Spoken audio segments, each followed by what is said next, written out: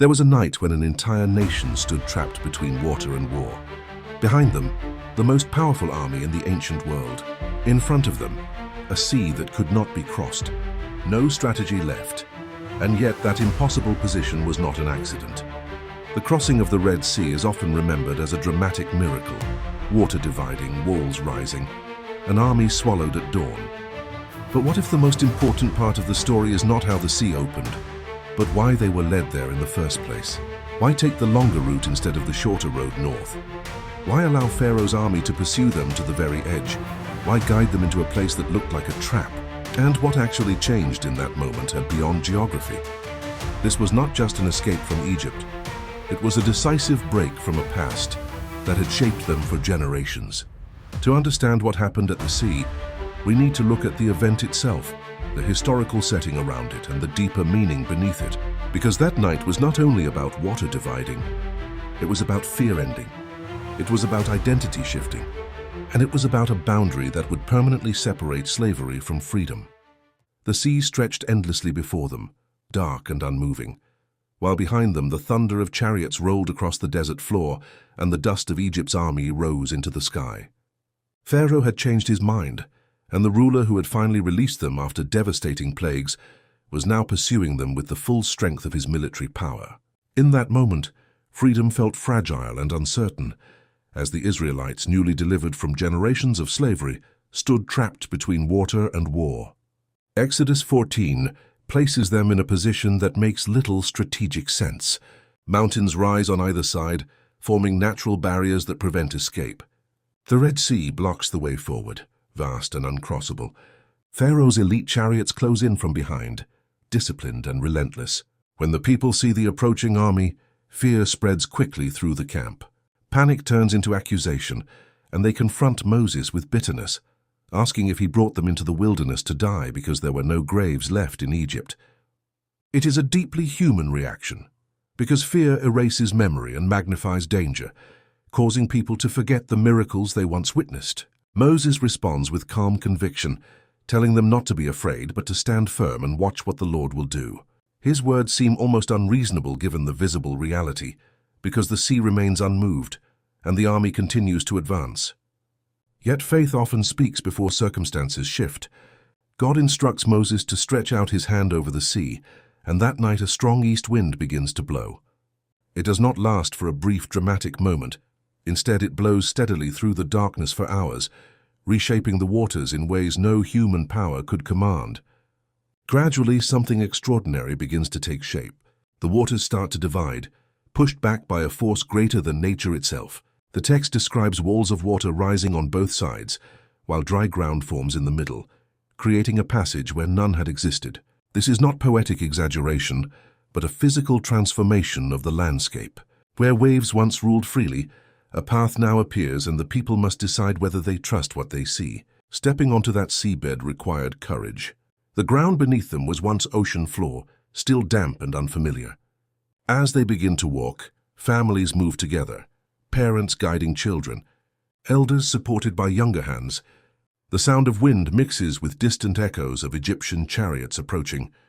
Every step forward carries tension, yet the waters remain restrained, forming towering barriers on both sides. The same sea that threatened to block their future becomes the corridor of their deliverance. The crossing is deliberate and complete.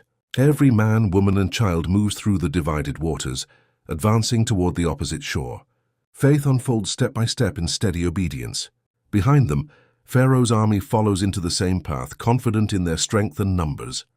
They assume that what opened for Israel can also be claimed by them, believing that control still belongs to Egypt. However, as the Egyptians advance deeper into the divided sea, the stability they depend on begins to fail. Chariot wheels jam in the seabed, formations break apart, and confusion spreads among the soldiers. The text explains that the Lord throws the army into panic, disrupting their confidence and strategy. The military superiority that once defined Egypt collapses from within, revealing that strength without divine favor cannot endure. At dawn, when the Israelites reach the opposite shore, God instructs Moses to stretch out his hand once more. He obeys, and the waters return to their natural course, closing over the path that had allowed escape. The sea resumes its place, and the Egyptian army is overwhelmed. What opened as a means of salvation for one people becomes the end of oppression from another. The same waters that stood as walls now move freely again, restoring the landscape but altering history forever. Exodus 14 is more than a story of survival. It marks the irreversible end of Israel's bondage and the visible defeat of Egyptian dominance. In the ancient world, armies represented ultimate authority and political control. For Pharaoh's forces to be swallowed by the sea was not merely a military defeat, but a declaration that no empire stands above the sovereignty of God. Yet the deeper meaning extends beyond political victory. God did not remove the obstacle, He made a way through it. He did not transport them instantly to safety. He required them to walk forward into a path that seemed exposed and uncertain.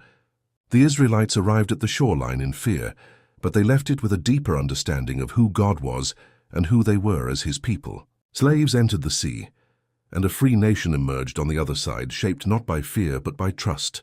To understand what happened at the Red Sea, we need to look at the geography and the political reality of the time. In the ancient Near East, Egypt was connected to Canaan by a well-known military and trade route along the Mediterranean coast. This road, often referred to as the Way of the Philistines, was the shortest and most practical path out of Egypt. It was fortified, monitored, and frequently used by Egyptian forces. From a strategic perspective, that was the logical escape route. Yet the Israelites were not led that way. Instead, they were directed south, toward the wilderness and the waters of the Red Sea region. This area was far less structured and far more restrictive. Mountain ranges limited movement.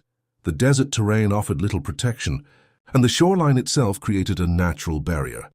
From a strategic standpoint, it looked like a trap. At this time, Egypt was one of the strongest empires in the world. Its chariot divisions were highly advanced, designed for speed and dominance on open ground.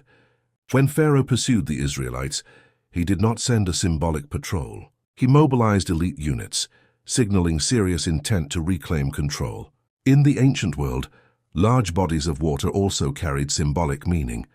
The sea represented chaos, unpredictability, and forces beyond human mastery. Land could be conquered and ruled, the sea could not.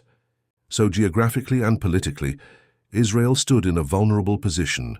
Mountains on the sides, water ahead, and the most powerful army in the region behind them. This was not random movement.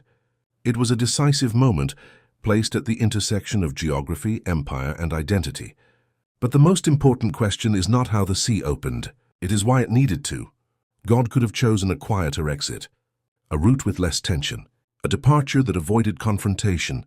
Instead, He led them to a place where their escape would be tested in full view of the very power that had enslaved them.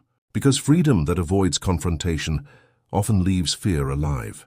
If Egypt had simply faded into the distance, it would have remained psychologically dominant. Every future difficulty would raise the same question. Was slavery safer? Was obedience worth it? Without a decisive end, the past keeps negotiating with the present. The Red Sea forced a conclusion. It created a visible line between what had been and what would be. The water stood between two identities. On one side, people shaped by oppression, reacting to commands, measuring survival. On the other side, a people who would learn to move by promise rather than by fear. Why allow the army to advance so close? Because fear reaches its greatest power right before it collapses. The confrontation had to be undeniable.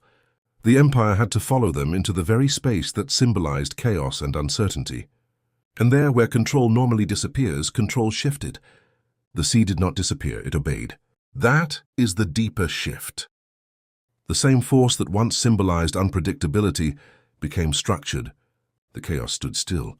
The path formed where none existed. And when the waters returned, they did more than end an army. They ended pursuit. What changed in that moment was internal. They no longer ran from Egypt. They walked away from it. The Red Sea was not only about movement across water. It was about the death of an old definition. Slavery had shaped how they saw themselves. But watching power collapse in front of them reshaped that vision.